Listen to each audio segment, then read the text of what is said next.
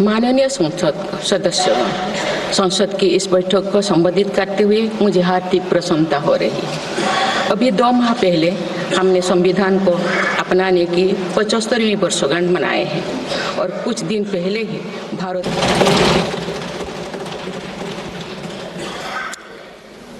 ये अवसर लोकतंत्र की जननी के रूप में भारत के गौरव को नई ऊंचाई देगा। मैं सभी देशवासियों की तरफ से बाबा साहेब आम्बेडकर समेत सभी संविधान निर्माताओं को नमन करती हूँ। माननीय सदस्यगण, इस समय देश में महाकुंभ का ऐतिहासिक पर्व भी चल रहा है।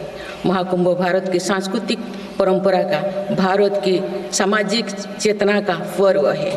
देश और दुनिया से आए करोड़ों श्रद्धालुओं प्रयागराज में पूर्ण स्नान कर चुके हैं।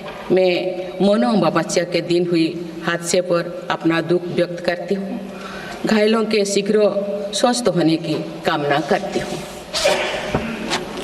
कुछ दिन पहले ही हमने देश के पूर्व प्रधानमंत्री डॉक्टर मनमोहन सिंह जी को खोए हैं।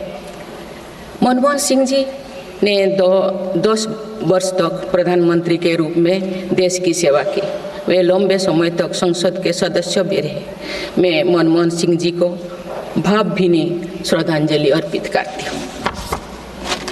माननीय सदस्यगण, भारत की विकास यात्रा की इस अमृतकाल को आज मेरी सरकार अभूतपूर्व उपलब्धियों के माध्यम से नई ऊर्जा दे रही है। तीसरे कार्यकाल में 3 गुना तेज गति से काम हो रहा है। आज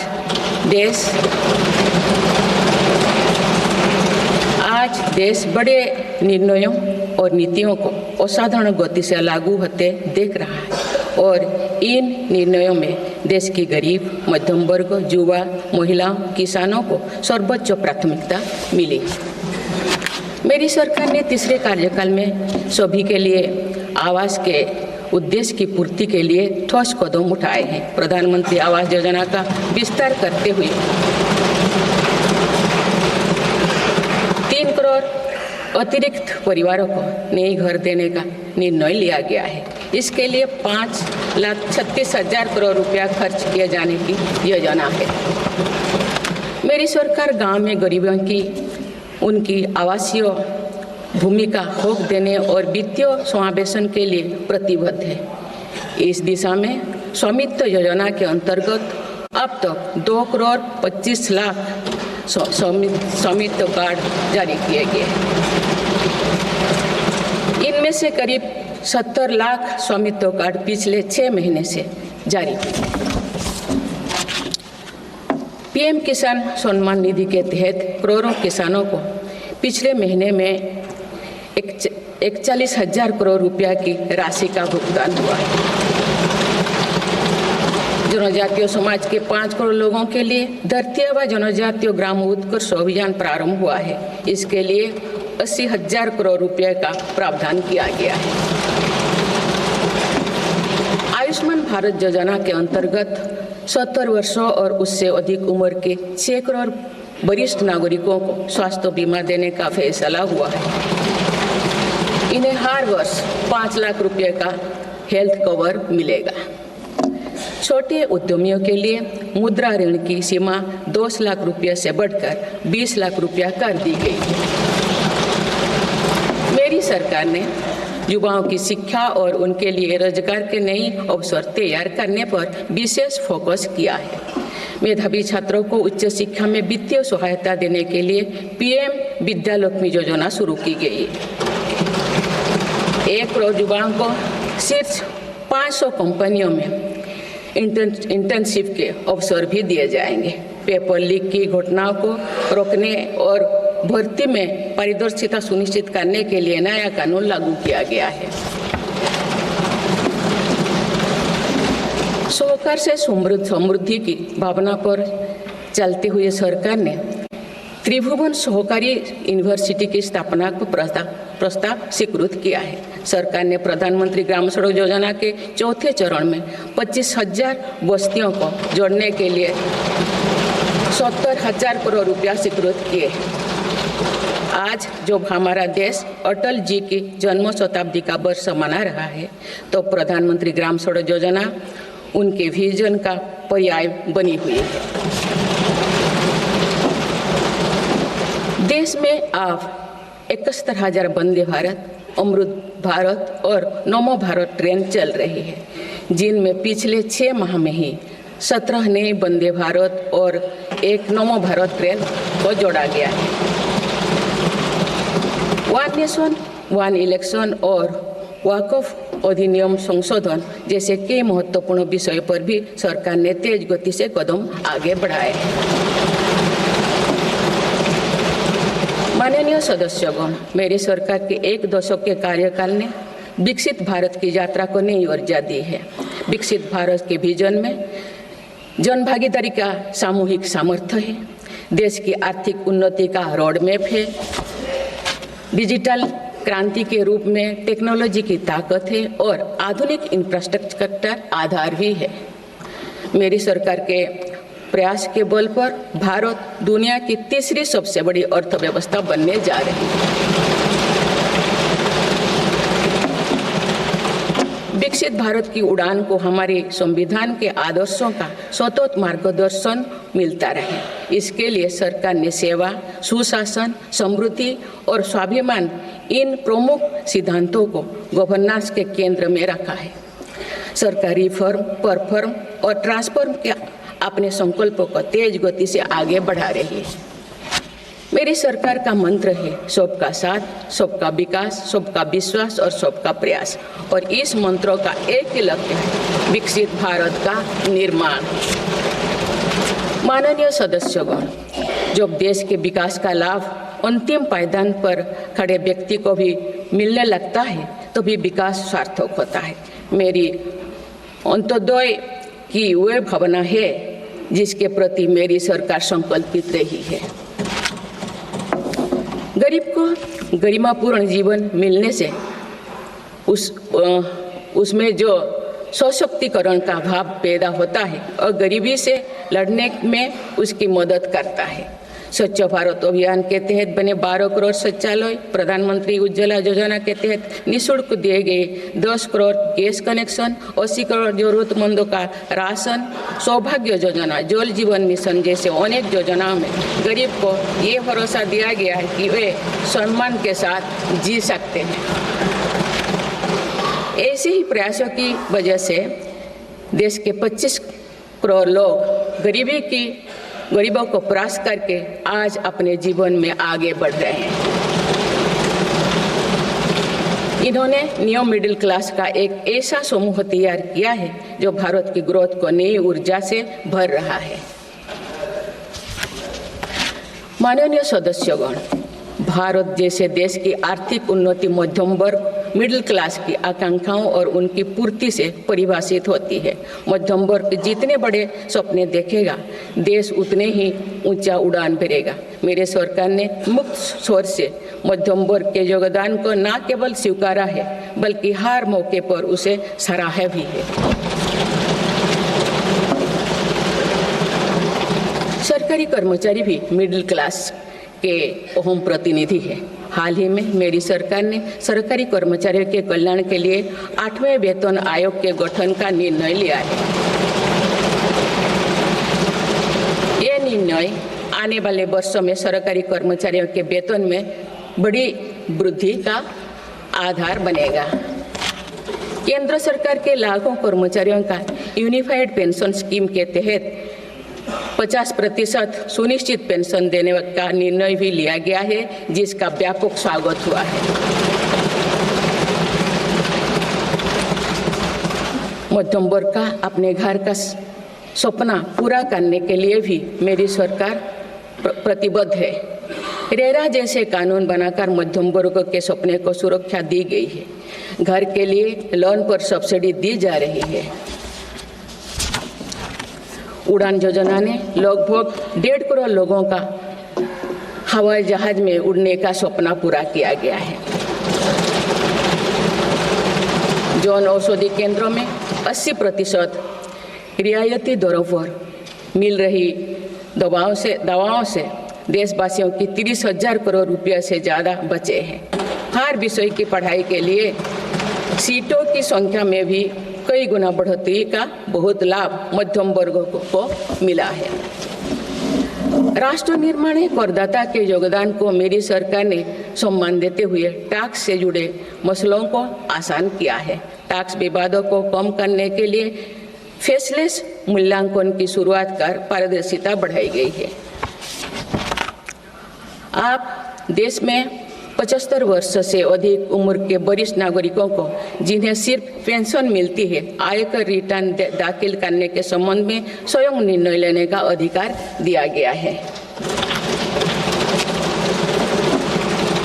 माननीय सदस्यगण, मेरी सरकार महिलाओं के नेतृत्व में देश को सशक्त बनाने में यानी ह्यूमन लेड डेवलपमेंट में विश्वास करती है।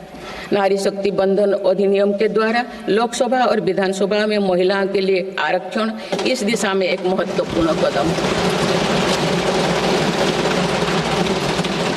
राष्ट्रीय ग्रामीण आजीविका मिशन के तहत 91 लाख से अधिक स्वयं सहायता समूहों को सशक्त किया जा रहा है।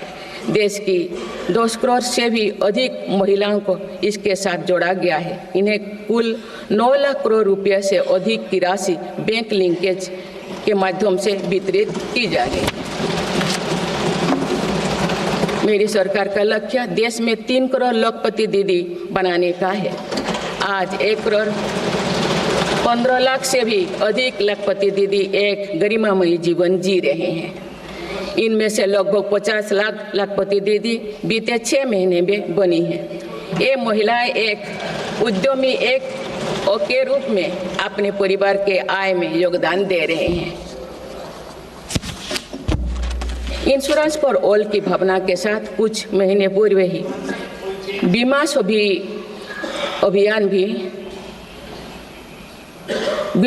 अभियान भी शुरू किया गया है। हमारे बैंकिंग और डिजी पेमेंट्स सखियां दूर दराज के इलाकों में लोगों को वित्तीय व्यवस्था से जुड़ने में महत्वपूर्ण भूमिका निभा रहे हैं। कृषि सखियां नेचुरल फार्मिंग के बढ़ावा दे रही हैं और पशु सखियां के माध्यम से हमारा पशुधन मजबूत हो रहे हैं। ड्रोन दीदी योजना महिलाओं के आर्थिक और तकनीकी सशक्तिकरण का माध्यम बने हैं। ये इस संसद के लिए गौरव का विषय है कि बड़ी संख्या में भारत की बेटियां लड़ाकू विमान उड़ा रही हैं, पुलिस में भर्ती हो रही हैं और कॉरपोरेट कंपनियों का नेतृत्व भी कर रहे हैं। मेरी सरकार के निर्णय के बाद बालिकाओं की भर्ती राष्ट्रीय मिलिट्री स्कूलों में प्रारंभ हो गई है। नेशनल डिफेंस एकेडमी में भी महिला कैडेट्स को भर्ती शुरू की गई। हमारी बेटियां आज ओलंपिक में मेडल लाकर देश को भी गौरवान्वित कर रही हैं। मैं भारत की संसद के माध्यम से देश की नारी शक्ति को विशेष बधाई देती हूँ। माननीय सदस्यगण, पिछले 1 दशक में देश के हर बड़े प्रयास का दायित्व आगे बढ़कर भारत के युवाओं को उठाना पड़ा है। आज हमारा युवा स्टार्टअप स्पोर्ट्स से लेकर स्पेस तक हर फील्ड में देश का नाम रोशन कर रहे हैं। माय भारत पोर्टल के जरिए लाखों युवा राष्ट्र निर्माण के कार्य से जुड़ रहे हैं। पिछले 1 दशक में मेक इन इंडिया, आत्मनिर्भर Bharat, startup India, stand up India और डिजिटल इंडिया जैसी पहल ने युवाओं को रोजगार के अनेक अवसर प्रदान किए हैं। पिछले 2 वर्षों में सरकार ने रिकॉर्ड संख्या में 10 लाख स्थायी सरकारी नौकरियां प्रदान की गई। मेरी सरकार ने युवाओं के बेहतर कौशल और नए अवसरों के सृजन के लिए 2 लाख करोड़ रुपया का पैकेज स्वीकृत किया है। 1 करोड़ युवाओं के लिए इंटर्नशिप की व्यवस्था से युवाओं को ग्राउंड पर काम करने का अनुभव प्राप्त होगा। आज देश में 1.5 लाख से अधिक स्टार्टअप है जो इनोवेशन के स्तंभ के रूप में उभर रहे हैं। 1000 करोड़ रुपया की लागत से स्पेस सेक्टर में वेंचर कैपिटल फंड की शुरुआत की गई है। US world future skill index 2025 में भारत विश्व में 2 नंबर पर पहुंच गया है। यानी फ्यूचर ऑफ वर्क श्रेणी में एआई और डिजिटल टेक्नोलॉजी अपनाने में भारत दुनिया को रास्ता दिखा रहा है। ग्लोबल इनोवेशन इंडेक्स में भी भारत की रैंकिंग 76 से सुधरकर 39 हो गए हैं। माननीय सदस्यगण, मेरी सरकार राष्ट्रीय शिक्षा नीति के माध्यम से विद्यार्थियों के लिए आधुनिक शिक्षा व्यवस्था तैयार कर रही है। कोई भी शिक्षा से वंचित ना रहे, इसीलिए मातृभाषा में शिक्षा के अवसर दिए जा रहे हैं।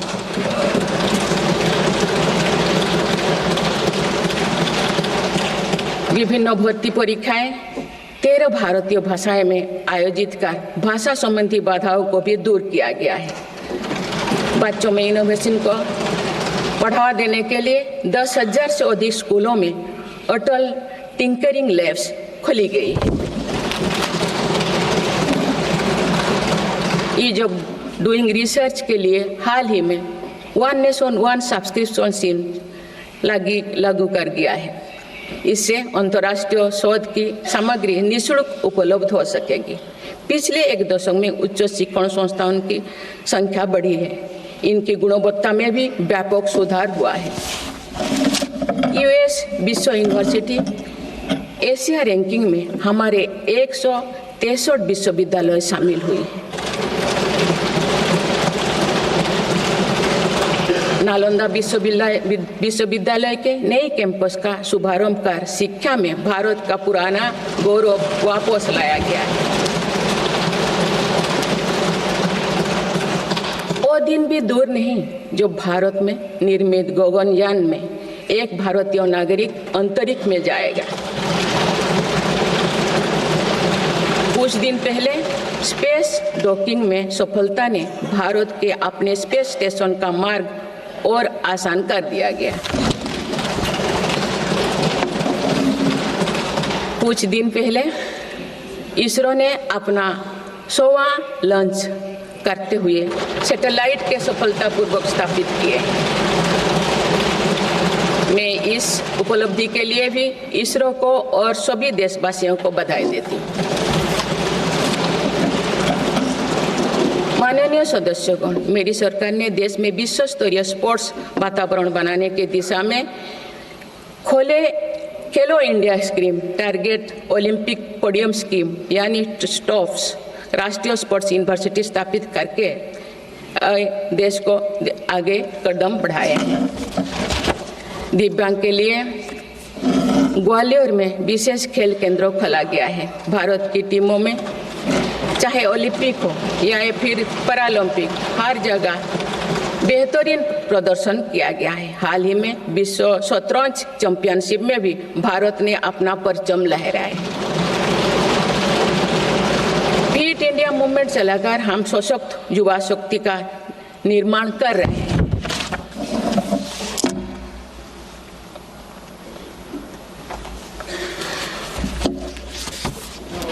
माननीय सदस्यगण, विकसित भारत के निर्माण में किसान, जवान और विज्ञान के साथ ही अनुसंधान का बहुत बड़ा महत्व है। हमारा लक्ष्य भारत को ग्लोबल इनोवेशन पावर हाउस बनाना है। देश के शिक्षण संस्थानों में अनुसंधान को बढ़ावा देने के लिए 50,000 करोड़ रुपया की लागत से अनुसंधान नेशनल रिसर्च फाउंडेशन स्थापित किया गया है। 10,000 करोड़ रुपया के लागत से विज्ञान धारा योजना के तहत विज्ञान एवं प्रौद्योगिकी में इनोवेशन को बढ़ावा दिया जा रहा है। आर्टिफिशियल इंटेलिजेंस के क्षेत्र में भारत के योगदान को आगे बढ़ाते हुए इंडिया एआई मिशन प्रारंभ किया गया है। राष्ट्रीय क्वांटम मिशन से भारत इस फ्रंटियर टेक्नोलॉजी में दुनिया के अग्रणी देशों की पंक्ति में स्थान बना सकेगा। मेरी सरकार देश में बायो मैन्युफैक्चरिंग को बढ़ावा देने के उद्देश्य से बायो ई-ट्री पॉलिसी लाई है। ये पॉलिसी भविष्य की औद्योगिक क्रांति का सूत्रधार होगा। बायो इकोनॉमी का उद्देश्य प्राकृतिक संसाधनों का कुशल उपयोग करना है, जिससे पर्यावरण को संरक्षित करते हुए रोजगार के नए अवसर पैदा होगा। माननीय सदस्यगण, मेरी सरकार ने अर्थव्यवस्था को पॉलिसी पैरालिसिस जैसे परिस्थितियों से उबरने के लिए मजबूत इच्छा शक्ति के साथ काम किया है। कोविड और उसके बाद के हालात एवं युद्ध जैसी वैश्विक चिंताओं के बावजूद भारतीय अर्थव्यवस्था ने जो स्थायित्व एवं रेजिलियंस दिखाया है वो उसके सशक्त होने का प्रमाण है। मेरी सरकार ने ईज ऑफ डूइंग बिजनेस को बढ़ावा देने के लिए कई महत्वपूर्ण कदम उठाए हैं। वन नेशन वन टैक्स की भावना के तहत जीएसटी को व्यवस्था लागू की गई है, जिसका फायदा सभी राज्यों को मिल रहा है। मेक इन इंडिया जैसी नीतियों के कारण आप बड़े ग्लोबल ब्रांड को प्रोडक्ट पर भी मेड इन इंडिया के लेवल्स देखने लगे हैं। माननीय सदस्यगण, भारत के छोटे व्यापारी गांव से लेकर शहरों तक हर जगह आर्थिक प्रगति को गति देते हैं। मेरी सरकार छोटे उद्यमियों को अर्थव्यवस्था की रीढ़ मानते हुए उन्हें स्वरोजगार के नए अवसर दे रही है। एमएसएमई के लिए क्रेडिट गारंटी स्कीम और ई कॉमर्स एक्सपोर्ट हब्स सभी प्रकार के उद्योगों को बढ़ावा दे रही है। तीसरी कार्यकाल में मेरी सरकार द्वारा मुद्रा ऋण की सीमा को 10 लाख रुपये से बढ़ाकर 20 लाख रुपया करने का लाभ करोड़ों छोटे उद्यमियों को हुआ। मेरी सरकार ने क्रेडिट एक्सेस को आसान बनाया है। इससे वित्तीय सेवाओं की लोकतांत्रिक बनाया जा सका है। आज लोन, क्रेडिट कार्ड, बीमा जैसे प्रोडक्ट सबके लिए आसानी से सुलभ हो रही है। दशकों तो हमारे देश के रेहड़ी फैक्ट्री पर दुकान लगाकर आजीविका चलाने वाले भाई बहन बैंकिंग व्यवस्था से बाहर रहे। आज उन्हें पीएम स्वनिधि योजना का लाभ मिल रहा है। डिजिटल ट्रांजैक्शन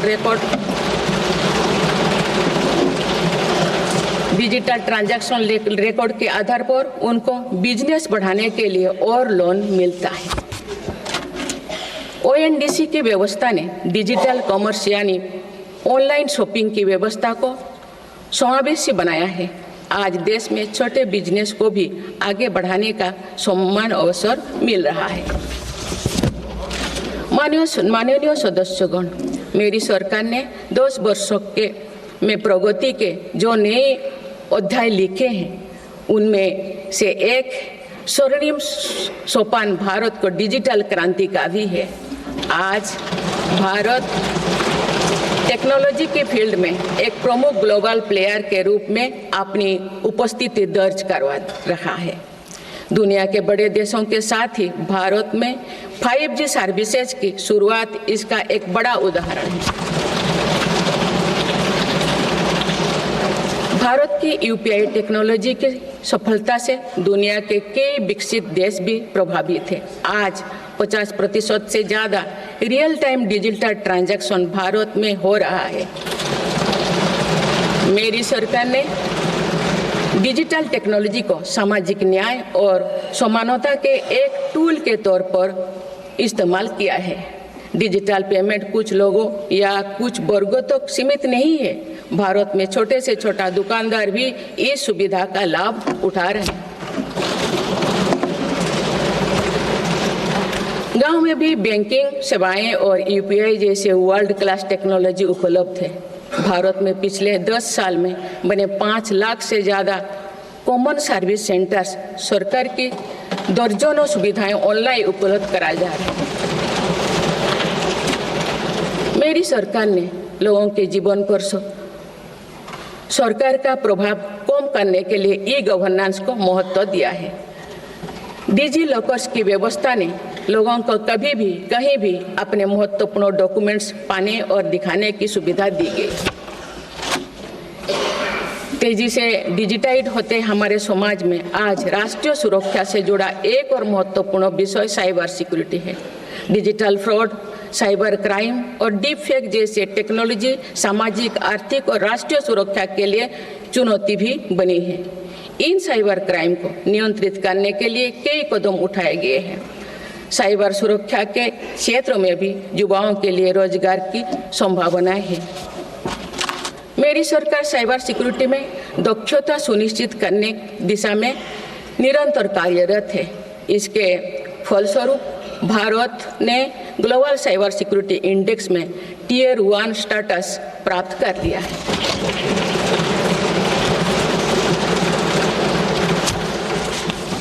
माननीय सदस्यगण, किसी भी देश का आधुनिक इंफ्रास्ट्रक्चर ने केवल उसके नागरिकों को एक बेहतर जीवन एवं देश को नई पहचान देता है, बल्कि देश को एक नया आत्मविश्वास भी देता है। बीते दशक में भारत ने वर्ल्ड क्लास इंफ्रास्ट्रक्चर निर्माण के कई माइलस्टोन तय किए हैं।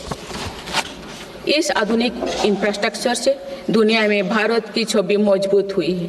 इन्वेस्टर्स का भारत के प्रति भरोसा बढ़ा है, उपयोग को बल मिला है और नए रोजगार का निर्माण हो रहा है। मेरी सरकार देश के हर हिस्से को हाईवे, एक्सप्रेसवे से कनेक्ट करने के लिए मिशन मोड में काम कर रही है। पीएम गति शक्ति नेशनल मास्टर प्लान के द्वारा परियोजना को पूरा करने की गति तेज हुई है। 2 साल पहले बुनियादी ढांचे का बजट लगभग 2 लाख करोड़ रुपया था, जो पिछले बजट में बढ़कर 11 लाख करोड़ रुपया से अधिक हो गया।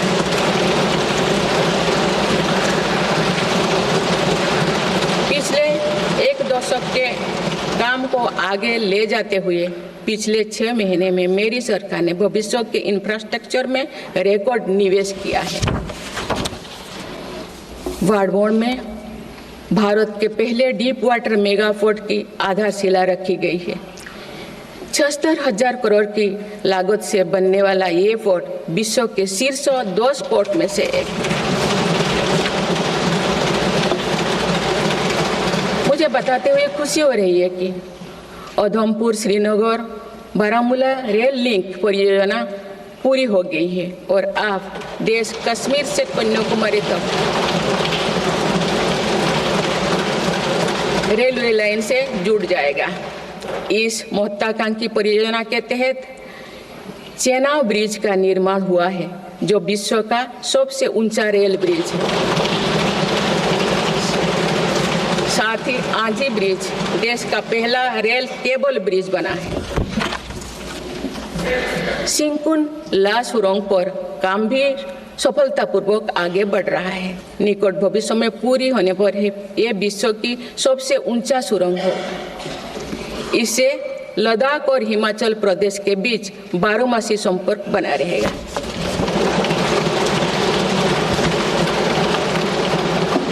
भारत का एविएशन सेक्टर तेजी से विकास कर रहा है।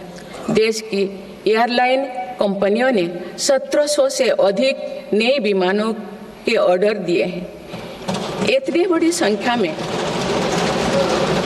आने वाले विमानों के परिचालन के लिए हम एयरपोर्ट्स का विस्तार कर रहे हैं। पिछले एक दशक में देश के एयरपोर्ट्स की संख्या 2 गुनी हो गई है।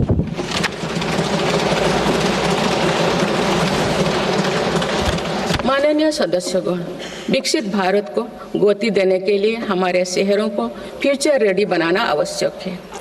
इस दिशा में मेरी सरकार ने शहरी सुविधाओं का आधुनिकीकरण कर उन्हें एनर्जी एफिशिएंट बनाने पर जोर दिया है। साथ ही नए शहर के विकास के भी नींव रखी जा रही है।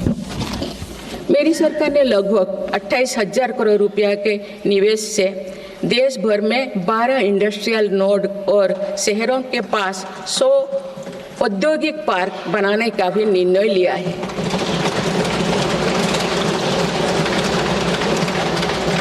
शहरी यातायात को सुगम बनाने के कार्य लगातार जारी है। दिल्ली, पुणे, ठाणे और बेंगलुरु में मेट्रो प्रोजेक्ट्स और अहमदाबाद भुज रूट पर शुरू हुई नमो भारत रैपिड रेल सर्विसेज विकसित भारत के शहरों का स्वरूप है।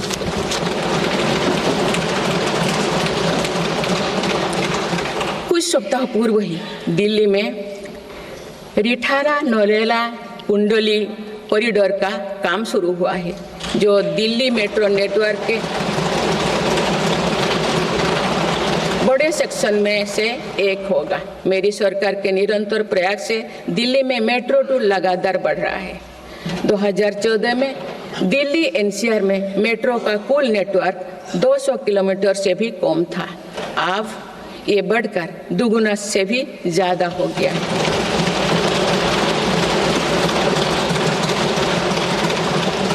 आज मुझे ये बताते हुए बेहद प्रसन्नता हो रही है कि भारत का मेट्रो नेटवर्क अब 1000 किलोमीटर के माइलस्टोन को पार कर चुका है। भारत अब मेट्रो नेटवर्क के मामले में दुनिया का तीसरा सबसे बड़ा देश बन गया है। लगभग 8000 करोड़ रुपया के खर्च से देश में 52,000 इलेक्ट्रिक बस चलाने का भी निर्णय हुआ है। इससे शहरी इलाका में सुगम और स्वच्छ यातायात की सुविधा मिलेगी और अनेक लोगों को रोजगार भी मिलेगा। आसान कनेक्टिविटी और अर्बन टूरिज्म को बढ़ावा देने के लिए देश में 15 रोपवे प्रोजेक्ट्स की योजना पर भी काम हो रहा है। माननीय सदस्यगण, मेरी सरकार बहुआयामी एवं समरस सर्वस्पर्शी विकास की नीतियों पर काम करती आई है। इसीलिए मेरी सरकार ने जितना बल फिजिकल इंफ्रास्ट्रक्चर पर दिया है, उतने ही सौगुन प्रयास सोशल इंफ्रास्ट्रक्चर क्रांति के लिए भी किए हैं। समाज के हर वर्ग तक सस्ती, सुलभ और गुणवत्तापूर्ण स्वास्थ्य सेवाएं पहुंचे, ये मेरी सरकार की प्राथमिकता है। अस्पताल, इलाज और सेवा की व्यवस्था के कारण एक सामान्य परिवार में स्वास्थ्य पर होने वाला खर्च निरंतर कम हो रहा है। देश में नागरिकों तक बेहतर स्वास्थ्य सेवाएं पहुंचाने के लिए 1,75,000 आयुष्मान आरोग्य मंदिर बने हैं।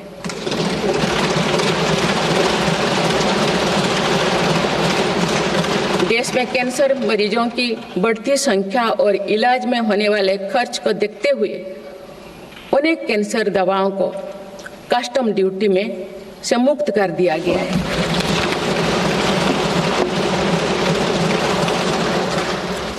सर्वाइकल कैंसर के लिए अब तक लगभग 9 करोड़ महिलाओं की स्क्रीनिंग की जा चुकी है। मेरी सरकार के प्रयास से दिमागी बुखार से लड़ने में देश को काफ़ी सफलता मिली है। इससे होने वाले मृत्यु दर अब घटकर 6% रह गए। राष्ट्रीय टीबी उन्मूलन कार्यक्रम के अंतर्गत टीबी के मरीजों की संख्या भी घटी है। मेरी सभी देशवासियों और माननीय सांसदों से आग्रह है कि हम सब मिलकर टीबी मुक्त भारत के अभियान को सफल बनाने में अपना योगदान दें। भारत में मातृ मृत्यु दर और शिशु मृत्यु दर में भी व्यापक सुधार हुआ है।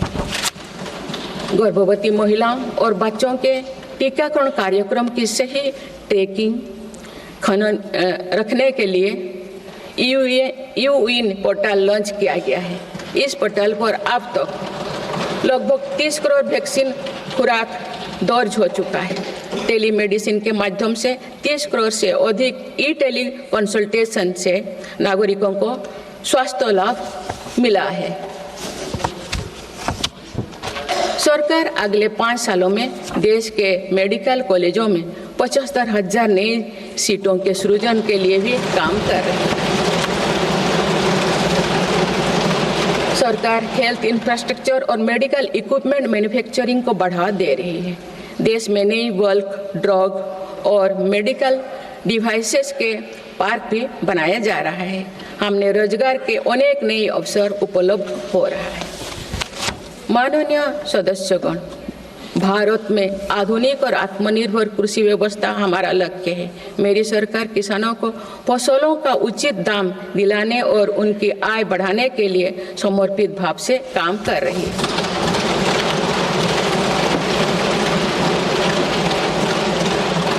वर्ष 2023-24 में रिकॉर्ड 332 मिलियन टन अनाज उत्पादन हुआ है और आज भारत विश्व का सबसे बड़ा दूध, दाल और मसालों का उत्पादक है। सरकार ने खरीफ और रबी फसलों के MSP में निरंतर बढ़ोतरी की है। पिछले 10 दशक में धान, गेहूं, दलहन, तिलहन और मोटे अनाज की खरीद पर 3 गुना ज्यादा राशि खर्च की गई है। पिछले 6 महीने में फसलों की जलवायु अनुकूल, बायो फोर्टिफाइड और अच्छी उपज देने वाले 109 उन्नत प्रजातियां किसानों को सौंपी गई है। देश में कृषि इंफ्रास्ट्रक्चर को सुदृढ़ करने के लिए सरकार ने कृषि इंफ्रास्ट्रक्चर फंड योजना के दायरे का विस्तार किया है। इससे ग्रामीण क्षेत्र में रोजगार को और बढ़ावा मिलेगा। देश में तिलहन उत्पादन को बढ़ावा देने और खाद्य तेलों में आत्मनिर्भरता प्राप्त करने के उद्देश्य से national mission on oil seeds को स्वीकृति दी गई है। प्राकृतिक खेती को बढ़ावा देने के लिए भी राष्ट्रीय मिशन चलाया जा रहा है। इस वर्ष की शुरुआत में ही किसानों को सस्ती दरों में DAP की उपलब्धता सुनिश्चित करने के लिए विशेष पैकेज की अवधि की बढ़ाया गया है। मत्स्य पालन को बढ़ावा देने के लिए 11 एकीकृत एक्वा पार्क की स्थापना की गई है। माननीय सदस्यगण, कुछ सप्ताह पूर्व ही भारत मौसम विज्ञान विभाग के 150 साल पूरी हुई है। वेदर रेडी और क्लाइमेट स्मार्ट भारत के लिए मेरी सरकार ने 2000 करोड़ रुपए की लागत से मिशन मौसम प्रारंभ किया है, जिसका लाभ हमारे किसानों को भी मिलेगा। बाबा साहेब आम्बेडकर के विजन पर चलते हुए देश के सूखाग्रस्त इलाकों में सिंचाई और पीने के पानी उपलब्ध कराने के लिए मेरी सरकार ने 2 ऐतिहासिक रिवर इंटरलिंकिंग परियोजनाओं पर काम आगे बढ़ाया है। 40,000 करोड़ रुपये से अधिक लागत की किन बेतवा लिंक परियोजना में मध्य प्रदेश और उत्तर प्रदेश के लाखों ग्रामीण भाई बहन का लाभ मिलेगा। संशोधित पार्वती कालीमेघी चंबल लिंक परियोजना में राजस्थान और मध्य प्रदेश में सिंचाई और पीने के पानी की आवश्यकता की पूर्ति। पोलावरम सिंचाई परियोजना को पूरा करने के लिए 12,000 करोड़ रुपया की अतिरिक्त राशि भी स्वीकृत की गई है। माननीय सदस्यगण, हमारे 8 लाख सहकारी संस्थाएं एवं उनके 19 करोड़ हितधारक सदस्य ग्रामीण भारत के करीब 90% क्षेत्र का प्रतिनिधित्व करते हैं। बीते वर्षों में शहरी क्षेत्रों में भी सहकारी संस्थाओं का विस्तार हुआ है। सहकारी सेक्टर के आर्थिक सशक्तिकरण के लिए उठाए गए विभिन्न कदमों के फलस्वरूप रोजगार के अनेक अवसर सृजित हो गए हैं। वर्ष 2025 को अंतर्राष्ट्रीय सहकारिता वर्ष के रूप में मनाया जा रहा है, जिसमें भारत अपना महत्वपूर्ण योगदान देगा।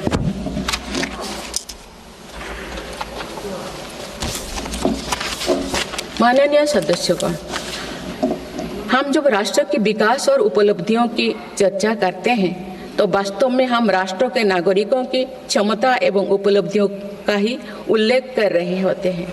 आज देश के विकास में सबका साथ है, इसीलिए हम देश के सही सामर्थ्यों का अनुभव कर पा रहे हैं। मेरी सरकार के प्रयासों का सबसे अधिक लाभ देश के दलित, वंचित और आदिवासी समाज को मिल रहा है।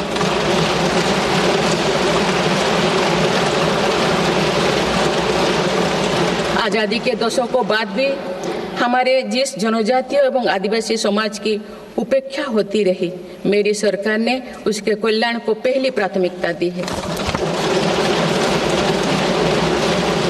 धरती आबा जनजातीय ग्राम उत्कर्ष अभियान और PM जनमन योजना इसका प्रत्यक्ष उदाहरण है। देश भर में स्थापित 470 से अधिक एकलव्य मॉडल आवासीय विद्यालय के माध्यम से लगभग 1.25 लाख आदिवासी बच्चों को स्कूली शिक्षा दी जा रही है।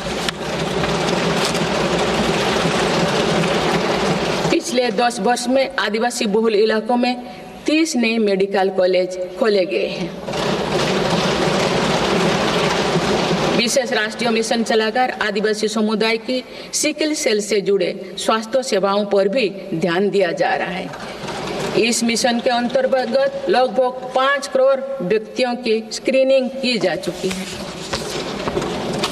जनजातीय विरासत को सहेजने के लिए भी मेरी सरकार ने अनेक कदम उठाए हैं। इस वर्ष भगवान बिरसा मुंडा की 150वीं जयंती का पर्व पूरे देश में जनजातीय गौरव वर्ष के रूप में मनाया जा रहा है।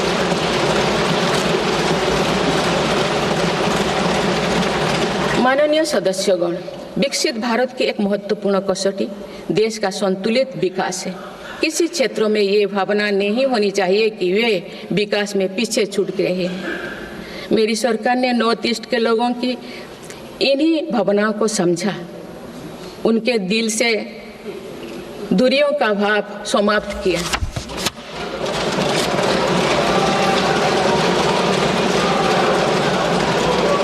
दस से अधिक शांति समझौते को कर सरकार ने अनेक गुटों को शांति के मार्ग से जोड़ने का काम किया है। पूरा देश नॉर्थ ईस्ट के 8 राज्यों की संभावनाओं को देख सके, इस दिशा में पहले अष्टलोक महोत्सव का आयोजन किया गया है।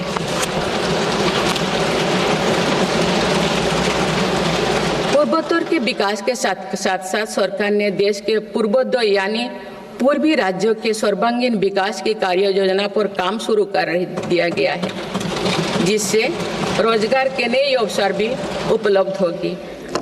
अंडमान निकोबार एवं लक्षद्वीप में विकास की कई परियोजनाएं प्रारंभ कर उन्हें राष्ट्र की विकास यात्रा में महत्वपूर्ण स्थान दिया गया है। अनुच्छेद 370 हटाने के बाद जम्मू कश्मीर में विकास का एक नया वातावरण बना है।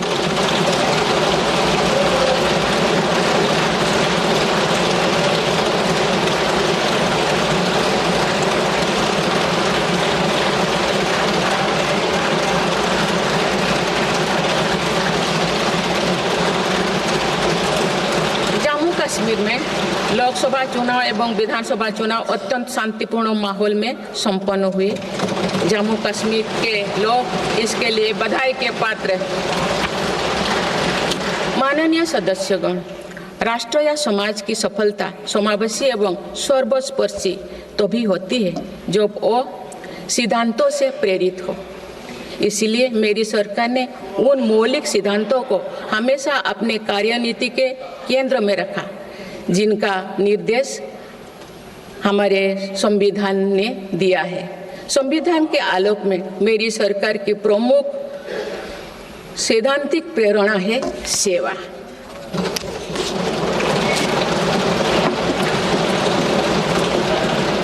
मेरी सरकार मानती है कि 140 करोड़ देशवासियों की सेवा ही सरकार का प्रमुख कर्तव्य है।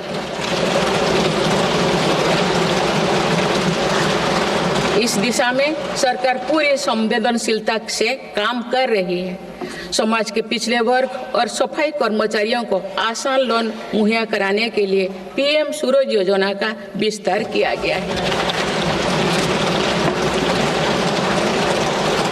सरकारी योजनाओं का लाभ दिव्यांगजनों तक पहुंचाने के लिए 1 करोड़ से अधिक दिव्यांग पहचान पत्र जारी किए गए हैं।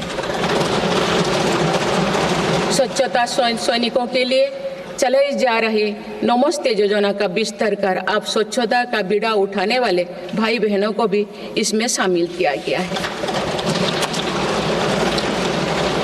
विकसित भारत की यात्रा में कोई भी छूटने ना पाए, इस ध्येय के अनुरूप मेरी सरकार सैचुरेशन अप्रोच के साथ काम कर रही है।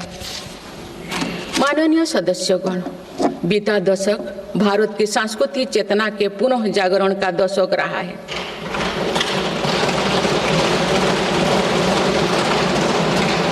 हम अपनी विरासत पर गर्व और विकास के प्रति समर्पण के साथ ऐसा भविष्य गढ़ रहे हैं जहां संस्कृति और प्रगति साथ साथ आगे बढ़े। इस वर्ष हम डॉक्टर श्यामा प्रसाद मुखर्जी की 125वीं जयंती मनाए हैं।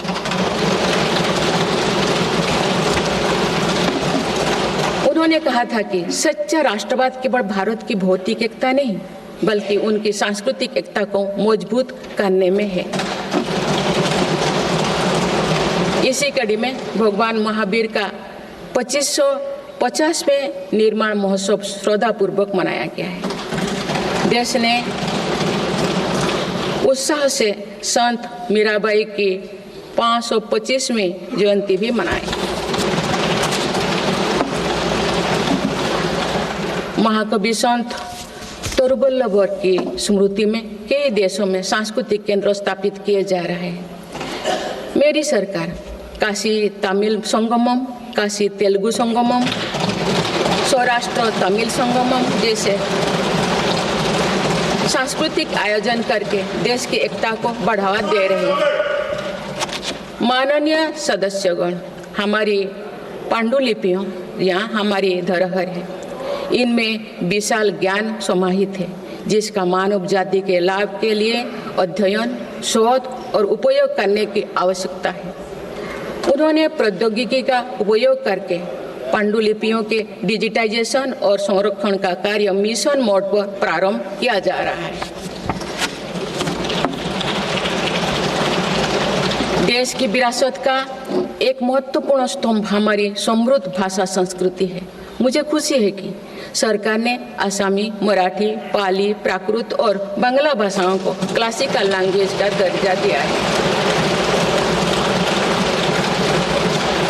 भारत की सभी भाषाओं में सरलता से संवाद के लिए AI की सहायता से भाषिणी प्लेटफॉर्म का देशवासी व्यापक उपयोग कर रहे हैं।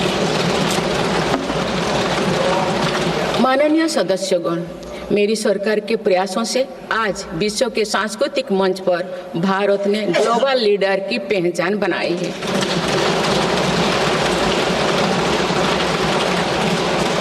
सभी एशियाई बौद्ध देशों को आपस में जोड़ने के लिए मेरी सरकार ने पहली एशियाई बुद्धिस्ट कॉन्फ्रेंस का आयोजन किया। पिछले वर्ष वर्ल्ड हेरिटेज कमेटी की बैठक का आयोजन भी भारत में हुआ जिसमें 140 देशों ने भाग लिया।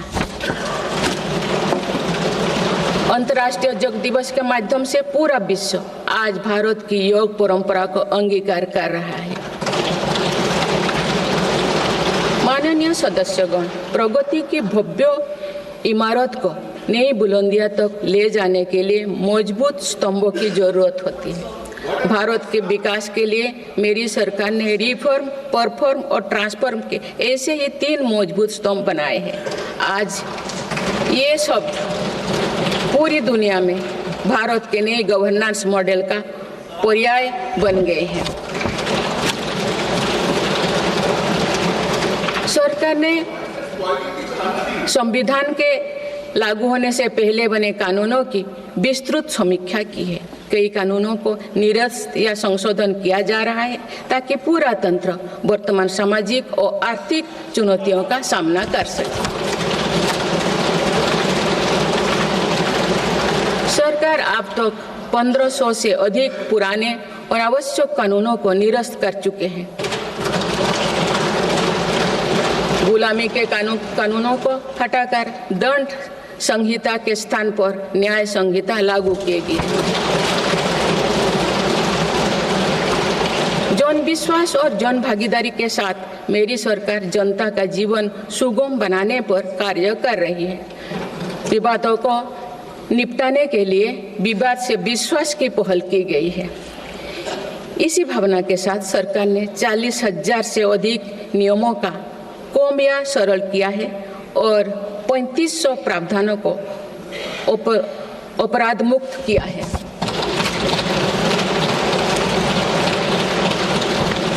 मेरी सरकार ने देश के अत्यंत पिछड़े इलाकों में आकांक्षी जिला कार्यक्रम प्रारंभ कर सुशासन का एक अनूठा प्रयोग किया है। इस कार्यक्रम से इन जिलों में स्वास्थ्य, पोषण, कृषि, सामाजिक विकास और शिक्षा जैसे विभिन्न मापदंडों में उल्लेखनीय प्रगति हुई है। UNDP की एक रिपोर्ट में इस पहल की बहुत सराहना की गई है। इस सफलता से प्रेरित होकर आप देश के 500 आकांक्षा ब्लॉक में भी समग्र विकास हेतु अभियान प्रारंभ किया गया है।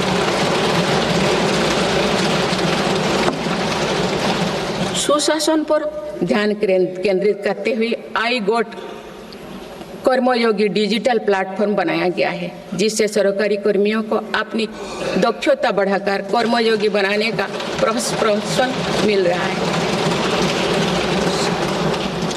इस प्लेटफॉर्म पर 1700 पाठ्यक्रमों उपलब्ध है और अब तो 2 करोड़ से अधिक प्रशिक्षण पूर्ण किए गए हैं।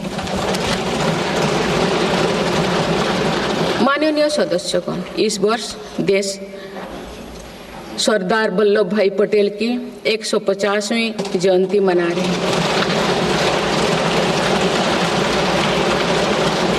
उनकी प्रेरणा से मेरी सरकार राष्ट्र प्रथम की भावना को लेकर आगे बढ़ रही है। देश की सीमाओं की रक्षा और आंतरिक सुरक्षा सुनिश्चित करने के लिए सरकार ने ऐतिहासिक कार्य किए हैं। विशेषकर रक्षा क्षेत्र में आत्मनिर्भरता में हमें बहुत उत्साहजनक परिणाम मिले हैं। हम मेक इन इंडिया से मेक फॉर द वर्ल्ड की ओर बढ़े हैं। इससे देश में रोजगार के नए अवसर भी बन रहे हैं। कुछ दिन पहले एक ऐतिहासिक पल में देश में बने 2 युद्धपोतों और 1 पनडुब्बी को भारतीय नौसेना में कमीशन किया गया है। देश में डिफेंस इंडस्ट्रियल कॉरिडोर की स्थापना और डिफेंस स्टार्टअप्स को प्रोत्साहन देकर हम आत्मनिर्भरता का और स्वरोजगार को मजबूती दे रहे हैं। सीमाओं की रक्षा, सीमा क्षेत्र की सड़कें और अटल टनल, सेला टनल, सोनमर्ग टनल जैसे आधुनिक इंफ्रास्ट्रक्चर से रक्षा और पर्यटन का बढ़ावा मिला है। सीमा पर स्थित देश के प्रथम गांव में वाइब्रेंट विलेज कार्यक्रम प्रारंभ किया गया है।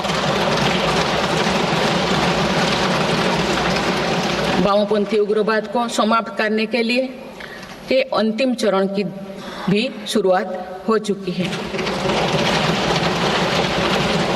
सरकार के प्रयासों से वामपंथी उग्रवाद प्रभावित जिलों की संख्या 126 से घटकर अब 38 तक आ गई है। माननीय सदस्यगण,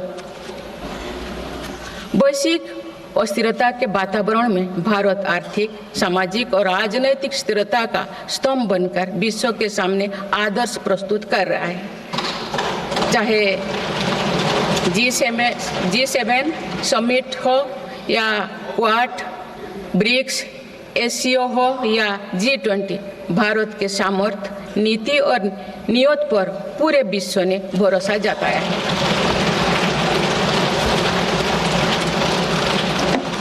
आज बड़े से बड़े वैश्विक मंच पर भी भारत अपने हितों को मजबूत के साथ आगे रखता है।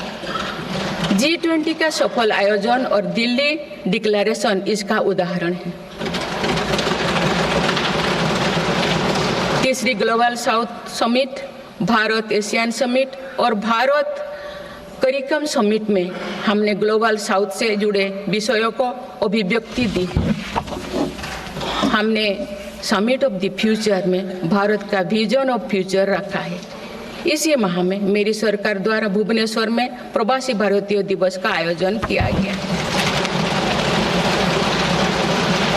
प्रवासी भाई बहनों के सुविधा सहूलियत हमारी प्राथमिकता है। इसीलिए 6 नए दूतावास और 4 नए वाणिज्यिक दूतावास खोलने का निर्णय लिया गया है। विश्व बंधु की छवि मजबूत करते हुए विश्व में कोई आपदाग्रस्त इलाकों में भारत ने तुरंत सहायता भरा हाथ बढ़ाया। भारत के नए देशों के साथ अपना डिजिटल पब्लिक इंफ्रास्ट्रक्चर साझा किया है और जन औषधि केंद्र स्थापित कर दिए। माननीय सदस्यगण, मेरी सरकार वर्तमान के साथ ही आगे वाली पीढ़ियों को ध्यान में रखते हुए भी निर्णय ले रही है। हम देश को ग्रीन फ्यूचर, ग्रीन जॉब्स की तरफ ले जा रहे हैं। 2030 तक 500 gigawatt non fossil fuel energy क्षमता के लक्ष्यों को प्राप्त करने की दिशा में बीते 6 महीने में कई बड़े फैसले लिए गए हैं। पीएम सूर्यघर मुफ्त बिजली योजना के अंतर्गत 75,000 करोड़ रुपया की लागत से रूफटॉप सोलर सिस्टम स्थापित किए जा रहे हैं। अभी तक 7.5 लाख घरों में रूफटॉप सोलर की स्थापना की जा चुकी है। इससे रोजगार के अवसर भी बढ़ी है। राष्ट्रीय ग्रीन हाइड्रोजन मिशन के तहत 8 लाख करोड़ रुपए का निवेश और 6 लाख से अधिक रोजगार का सृजन होगा। हम परमाणु ऊर्जा का विस्तार करने पर भी तेजी से काम कर रहे हैं। मेरी सरकार वाहन स्क्रैपिंग पॉलिसी लाई है ताकि पुराने वाहनों का वैज्ञानिक तकनीकी से निपटारा हो और इससे भी रोजगार के नए अवसर सृजित हो। इसी क्रम में विश्व पर्यावरण दिवस 2024 पर एक पेड़ मां के नाम अभियान प्रारंभ किया गया।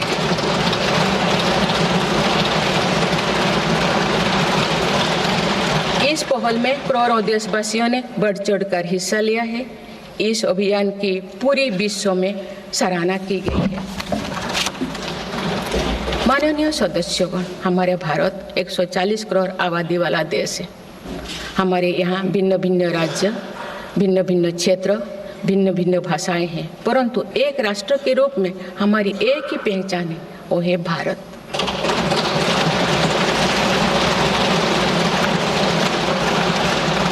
हमारा एक ही संकल्प है, एक ही लक्ष्य है, विकसित भारत।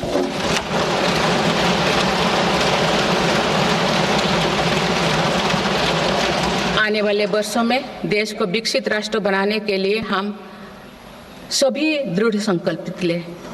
इस संकल्प में देश के शहीदों की प्रेरणाएं हैं, पूज्य बापू के मानवीय आदर्श है और सरदार पटेल जी जैसे माँ भारती की संतानों द्वारा हमें दिलाई गई एकता की शपथ है।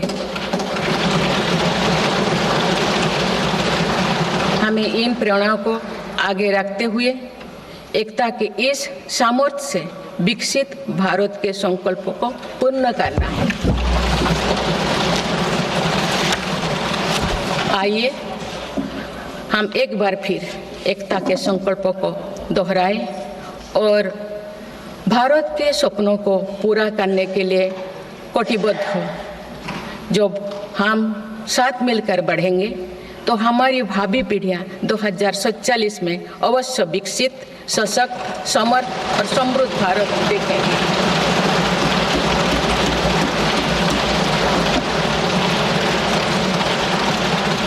आप सभी को बहुत बहुत शुभकामनाएं। धन्यवाद। जय हिंद, जय भारत।